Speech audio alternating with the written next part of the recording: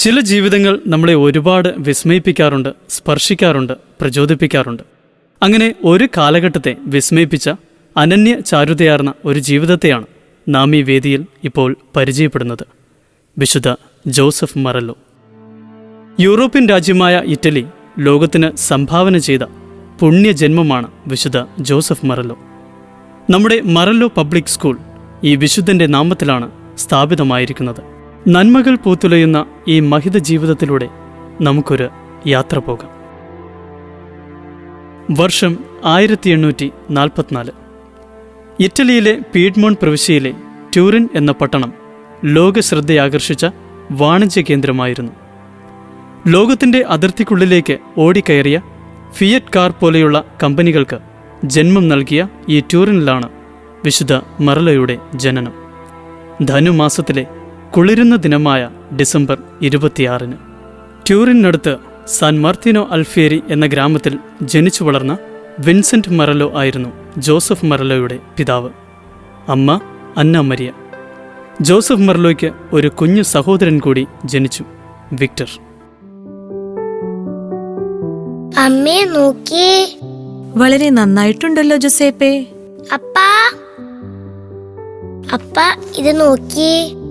ജോസേപ്പേ, ഇത് നല്ല ഭംഗിയുണ്ടല്ലോ. ഇതാരാ വരച്ചേ? ഇത് ഞാൻ വരച്ചതാണ്. കൊള്ളാട്ടോ. ജോസേപ്പേ, വിൻസെന്റ്, വരൂ ഭക്ഷണം കഴിക്കാം. ശൈശവത്തിലെ ആനന്ദങ്ങൾ അധികം നീണ്ടുനിന്നില്ല. കേവലം 24 വയസ്സ് മാത്രം പ്രായമുള്ള അന്ന മരിയ അപ്രതീക്ഷിതമായി മരണമടഞ്ഞു. ജോസഫ് മറലോയ്ക്ക് 4 വയസ്സ് മാത്രം പ്രായം.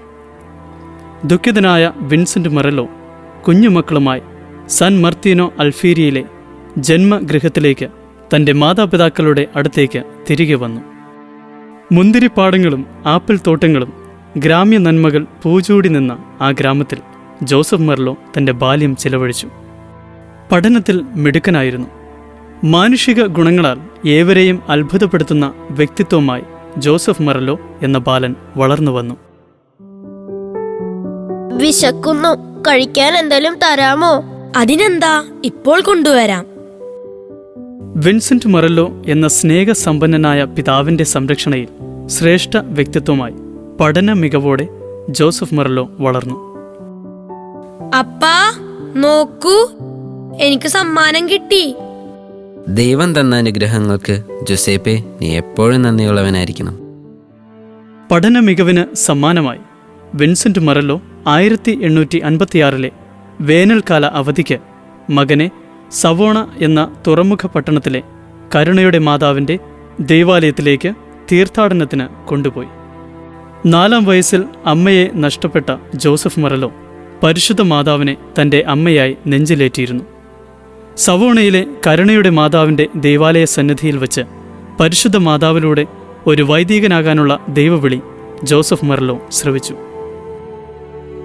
ലോകരക്ഷയ്ക്കായി എൻ്റെ മകനെ സഹായിക്കാൻ നീ തയ്യാറാണോ? മറ്റൊരു ക്രിസ്തുവാകുവാൻ നീ ആഗ്രഹിക്കുന്നുവോ? അങ്ങയുടെ ഇഷ്ടം എന്നിലൂടെ നിറവേറട്ടെ. ദൈവത്തിന് സ്തുതി. മുന്തിരിച്ചാറിൻ്റെ ഗന്ധമുള്ള കൊച്ചു ഗ്രാമമാണ് ട്യൂറിനടുത്തുള്ള ആസ്തി. ദൈവമാണ് തൻ്റെ ജീവിത ലഹരി എന്നുറപ്പിച്ച് 1856 കൗമാരക്കാരനായ മറല്ലോ ആസ്തിയിലെ സെമിനാരിയിൽ ചേർന്നു. നന്മ നിറഞ്ഞ ജീവിതത്തിനുടമയായ മറല്ലോ എല്ലാവരുടെയും പ്രീതിയിൽ മുന്നോട്ട് നീങ്ങി. സൗഹൃദങ്ങൾ കൂട്ടിനെത്തി. പൊടുന്നനെ പീഡ്മോണ്ട് പ്രവിശ്യയും ഓസ്ട്രിയയുമായുള്ള യുദ്ധം പൊട്ടിപ്പുറപ്പെട്ടു. സഹോദരങ്ങളെ, അറിഞ്ഞോ? യുദ്ധം പൊട്ടിപ്പുറപ്പെട്ടു. നമ്മോടെല്ലാം അവരവരുടെ വീട്ടിലേക്ക് തിരികെ പോകാനാണ് മാസ്റ്റർ അച്ഛൻ പറഞ്ഞിരിക്കുന്നത്. സമാധാനദായകനായ പിതാവേ, യുദ്ധഭീകരതയിൽ നിന്ന് നിന്റെ ജനങ്ങളെ കാത്തുകൊള്ളണമേ. പ്രശ്നരൂക്ഷിതമായ അവസ്ഥയിൽ മറലോയ്ക്ക് വീട്ടിലേക്ക് തിരിച്ചു പോരേണ്ടി വന്നു. പ്രതിസന്ധികൾക്കിടയിലും പഠനം തുടരുമ്പോൾ പ്രശ്നകലുഷിതമായ ലോകത്തിനു വേണ്ടി എന്തെങ്കിലും നല്ലത് ചെയ്യാൻ അവൻ്റെ യുവഹൃദയം തുടിച്ചു. നനച്ചിരിക്കാതെ 1863 അവന് മാരകമായ ടൈഫോയിഡ് രോഗം ബാധിച്ചു. രോഗശയ്യയിലായിരുന്ന ജോസഫ് മറലോയ്ക്ക് വൈദിക വസ്ത്രവുമായി മാതാവ് സ്വപ്നത്തിൽ പ്രത്യക്ഷപ്പെട്ടു. ജോസേപ്പേ, പരിശുദ്ധ അമ്മ എന്നിൽ തോന്നിപ്പിക്കുന്നത് സെമിനാരിയിലേക്ക് തിരികെ പോകുവാനും വൈദിക പഠനം തുടരുവാനുമാണ്. അതിന് അങ്ങനെ അനുവദിക്കുന്ന പക്ഷം പരിശുദ്ധ അമ്മ എന്നെ സുഖപ്പെടുത്തും. അല്ലാത്ത പക്ഷം അവൾ എന്നെ ഈ ലോകത്തിൽ നിന്ന് കൊണ്ടുപോകും. നീ സെമിനാരിയിലേക്ക് പോകുന്നതിൽ എനിക്ക് സന്തോഷമേ ഉള്ളൂ. ആദ്യം നീ സുഖം പ്രാപിക്കട്ടെ. ദൈവത്തിനു വേണ്ടി പൂർണ്ണമായും തൻ്റെ ജീവിതം സമർപ്പിക്കാം എന്ന് നിശ്ചയിച്ച ജോസഫ് പൂർണ്ണമായും രോഗവിമുക്തനായി. അതേ തുടർന്ന് അവൻ വീണ്ടും സെമിനാരിയിൽ ചേർന്നു. വളരെ ഉത്സാഹത്തോടെ പ്രാർത്ഥനയിലും പരിശീലനത്തിലും മുഴുകി തൻ്റെ സമർപ്പിത ജീവിതത്തിന് ദൈവകുമാരനായ ഈശോയുടെ വളർത്തുപിതാവായ വിശുദ്ധ യൗസേപ്പിൻ്റെ മാതൃക സ്വീകരിച്ചു. 1868 സെപ്റ്റംബർ 19 ആസ്തിയിൽ വച്ച് വൈദിക പട്ടം സ്വീകരിച്ചു. സ്വർഗസ്ഥനായ പിതാവിന് തന്നെ ബലിയർപ്പിച്ച മഹാപുരോഹിതനായ ക്രിസ്തുനാഥനോട് അനുദിനം അവഗാഢം യോജിച്ച് പുണ്യത്തിൽ അഭിവൃദ്ധിപ്പെടുകയും ജനങ്ങളുടെ നിത്യരക്ഷയ്ക്കായി ജീവിതം സമർപ്പിക്കുകയും ചെയ്യുവാൻ സന്നദ്ധനാണു. ഞാൻ സന്നദ്ധനാണ്. ദൈവം എന്നെ സഹായിക്കട്ടെ. മെത്രാന്റെ സെക്രട്ടറി, കാനനിസ്റ്റ്, കുമ്പസാരക്കാരൻ, ആധ്യാത്മിക ഗുരു എന്നീ ശുശ്രൂഷകളിൽ ഫാദർ മറല്ലോ തിളങ്ങി. യുവജനങ്ങളോട് പ്രത്യേകമായ ഒരു സ്നേഹത്താൽ ജ്വലിച്ച ഫാദർ മറല്ലോ 1878 യൗസേപിതാവിൻ്റെ സമർപ്പിത സമൂഹം ഒബ്ലേറ്റ്സ് ഓഫ് സെയിൻറ്റ് ജോസഫ് എന്ന സന്യാസ സഭയ്ക്ക് രൂപം നൽകി. സമർപ്പിത ജീവിതത്തിലൂടെ വിശുദ്ധ യൗസേപിതാവിൻ്റെ മാതൃകയിൽ യുവജനങ്ങൾക്ക് സംരക്ഷണ കരങ്ങളാവുക എന്നതാണ് ഫാദർ മറല്ലോ മനസ്സിൽ കണ്ടത്.